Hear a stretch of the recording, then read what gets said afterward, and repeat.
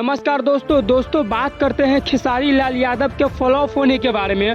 दोस्तों आपने हाल फिलहाल में देखा होगा कि खेसारी लाल यादव का जितना गाना आता है सारा गाना फ्लॉप हो जा रहा है। लेकिन दोस्तों क्यों? दोस्तों आज के इस वीडियो में हम बात करने वाले हैं कि खेसारी लाल यादव का सारा गाना फ्लॉप क्यों होता है। दोस्तों खेसारी लाल यादव का गाना नहीं चलने का बहुत सारा कारण है, जिसमें दोस्तों पहला कारण है कि खेसारी लाल यादव एक महीना में कम से कम 20 को गाना रिलीज करते हैं, जो कि दोस्तों काफ़ी गलत है। दोस्तों एक कलाकार को एक महीना में कम से कम इसको 4 से 5 गाना या 7 गाना ही रिलीज करना चाहिए था, 20 गाना नहीं। क्योंकि दोस्तों अगर आप कोई भी गाना रिलीज करते हैं तो दोस्तों जनता को कम से कम आप इतना समय दीजिए कि आपका गाना सुन सके, अच्छे से सुन सके, 1 से 2 बार 3 बार 4 बार सुन सके।